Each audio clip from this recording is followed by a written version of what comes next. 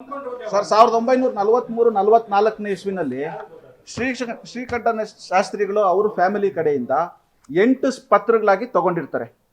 TH Gangappa ಅವರು, ಶ್ರೀನಿವಾಸ್ಲು ಅವರ ಅಪ್ಪ. ಶ್ರೀನಿವಾಸ್ಲು ಅವ್ರಿಗೆ 1955ನೇ ಇಸ್ವಿನಲ್ಲಿ ಅವರು ದಾನ ಪತ್ರ ಮಾಡಬೇಕಾಗಿದ್ರೆ ಅವ್ರಿಗೆ ಯಾವುದೇ ರೀತಿ ಜಮೀನು ಇರೋದಿಲ್ಲ, ಅವ್ರ ಹೆಸರಲ್ಲಿ ಯಾವುದೇ ರೀತಿ ಜಮೀನು ಇರೋದಿಲ್ಲ, ಮತ್ತೊಂದು ಇರೋದಿಲ್ಲ. 1956ನೇ ಇಸ್ವಿನಲ್ಲಿ TH ಗಂಗಪ್ಪ ಅವರು ತೀರೋಗ್ತಾರೆ. ತದನಂತರ ಏನಾಗುತ್ತೆ, 1959ನೇ ಇಸ್ವಿನಲ್ಲಿ ಇನಾಮ್ ಲ್ಯಾಂಡ್ಸ್ ಇದಾಗುತ್ತೆ, ವೆಸ್ಟ್ ಆಗುತ್ತೆ. ಇನಾಮ್ ಡೆಪ್ಟಿ ಕಮಿಷನರ್ ಬರುತ್ತೆ. ಆಗ ಇನಾಮ್ ಅಬಲ್ಯೂಷನ್ ಆಕ್ಟ್ ಬರುತ್ತೆ.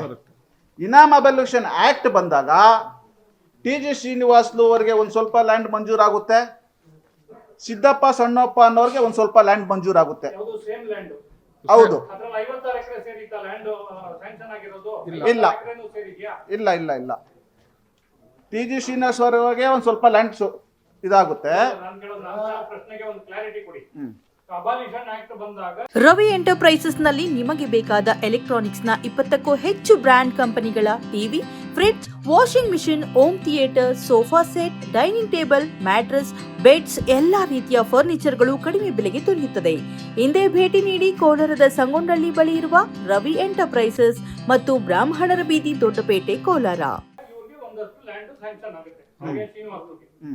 ಶ್ರೀನಿವಾಸ್ಗೆ ಲ್ಯಾಂಡ್ 282 ಎಕರೆ ಏನೋ ಸ್ಯಾಂಕ್ಷನ್ ಆಯ್ತು ಅಂತ ಹೇಳಿದ್ರಲ್ಲ, ಆ 282 ಎಕರೆಯಲ್ಲಿ ಈ ಡಿಸ್ಪ್ಯೂಟೆಡ್ ಲ್ಯಾಂಡ್ 51 ಎಕರ್ಸ್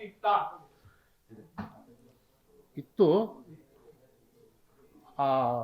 ಇನಾಮ್ ಅಬಲ್ಯೂಷನ್ ಆಕ್ಟ್ ಪ್ರಕಾರ 1954ರಲ್ಲಿ ಇಡೀ ಗ್ರಾಮ ಎಲ್ಲನೂ ಸರ್ಕಾರಕ್ಕೆ ವೆಸ್ಟ್ ಆಗ್ತದೆ.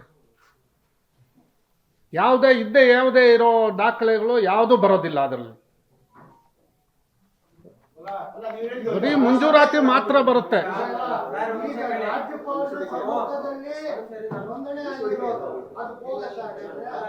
ಬೋಗಸ್ ಅಂತ ನಾವು ಹೇಳೋದಿಲ್ಲ. ಅದನ್ನ TG ಶ್ರೀನಿವಾಸ್ಲು ಅವ್ರಿಗೆ ಆ ಟೈಮ್ನಲ್ಲಿ ಬರ್ಕೊಡೋದಕ್ಕೆ ಏನೂ ಅಧಿಕಾರ ಇರಲಿಲ್ಲ ಅಂತ ಹೇಳ್ತೀನಿ. ಹೌದು. ಒಟ್ಟು ಟೋಟ್ಲು ಇಡೀ ಗ್ರಾಮ ಅದರಲ್ಲಿ ಟೋಟಲ್ ಎಕ್ಸ್ಟೆಂಟು ಇಲ್ಲ. ಇಡೀ ಗ್ರಾಮ ಚೆಕ್ ಬಂದು ಪೂರ್ವಕ್ಕೆ ಹೊನ್ನೇನಹಳ್ಳಿ, ಪಶ್ಚಿಮಕ್ಕೆ ಕೆಂಪಾಪುರ, ಬಸಾಪುರ, ಉತ್ತರಕ್ಕೆ ಬಸಾಪುರ, ಈ ಕಡೆ ಮಹಾಲ್ಗಳು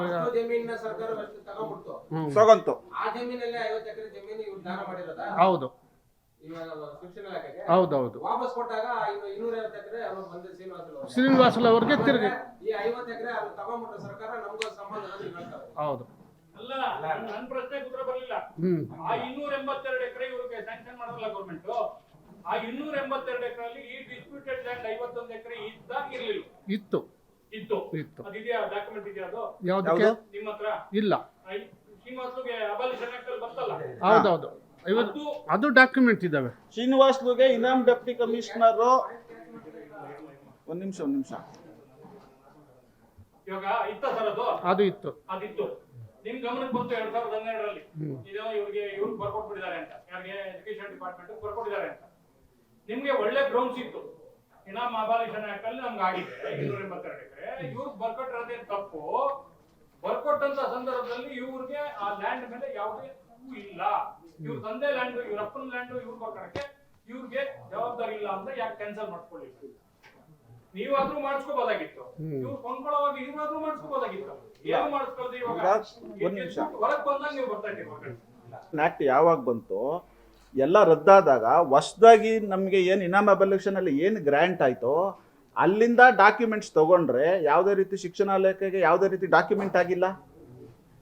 ಏನು ದಾನ ಪತ್ರ ಕೊಟ್ಟಿದ್ರು 1955ನೇ ಇಸ್ವಿನಲ್ಲಿ ಫ್ರೀ ಫ್ರಮ್ ಆಲ್ ಎನ್ಕಂಬ್ರೆನ್ಸಸ್ ಆದ್ಮೇಲೆ ಅದಕ್ಕೆ ಏನು ಊರ್ಜಿತ ಇದೆ ಅನ್ನೋದನ್ನ ನಾನು ತಿಳ್ಕೊಬೇಕಾಗ್ತದೆ.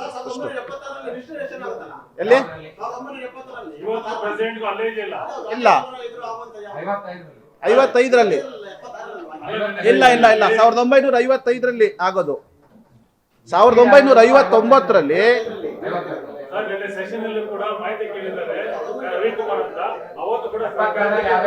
ಅಲ್ಲ, ಸರ್ಕಾರಕ್ಕೆ ನಿಮ್ಗೆ ದಾನ ಪತ್ರ ಕೊಟ್ಟಾದ ನಂತರ ಅಲ್ಲ, ಒಂದ್ ನಿಮಿಷ, ದಾನ ಪತ್ರ ಕೊಟ್ಟಾದ ನಂತರ ಅದು ಆಟೋಮೆಟಿಕ್ ಕ್ಯಾನ್ಸಲ್ ಆದಂಗೆ.